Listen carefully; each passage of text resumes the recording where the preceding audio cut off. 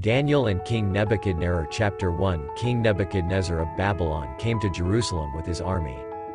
He put his soldiers around the city to attack it. This happened when Jehoiakim had been king of Judah for nearly 3 years. The Lord God gave Nebuchadnezzar power over King Jehoiakim.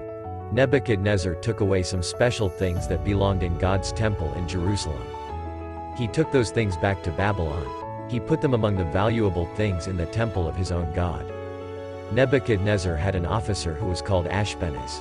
Ashpenaz had authority over the king's other officers. One day, Nebuchadnezzar said to Ashpenaz, "Bring some of the Israelite men to me.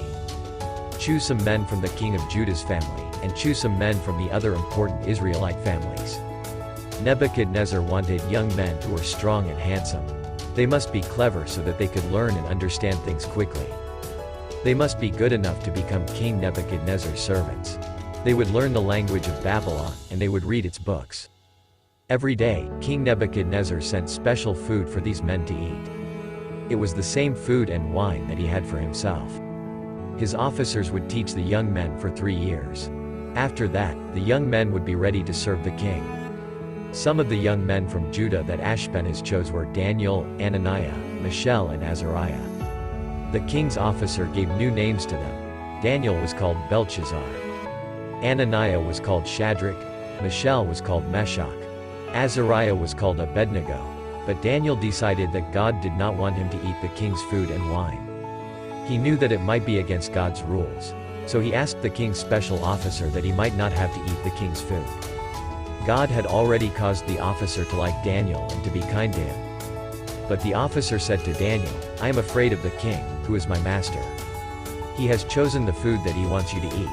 If you eat different food, you might become weaker than the other young men.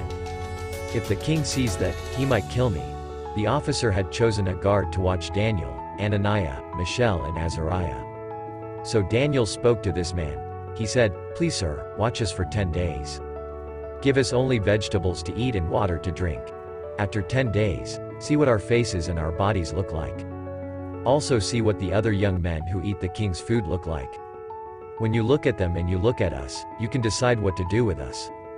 The guard agreed to what they said. He watched them for 10 days. After 10 days, their faces seemed more handsome than the young men who ate the king's food. Their bodies also seemed to be fatter. So the guard no longer gave them the king's food and wine to eat.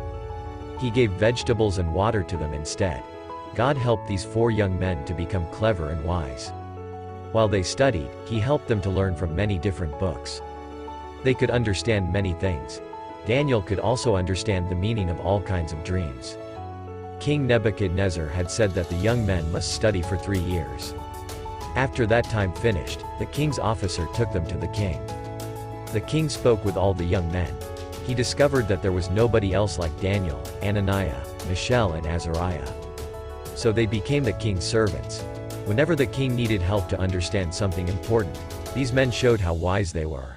They knew 10 times more than any of the king's other wise men. Those men used magic or they studied the stars to know what would happen in the future. They came from all the different countries that Nebuchadnezzar ruled. And Daniel lived in Babylon until the year when Cyrus became king.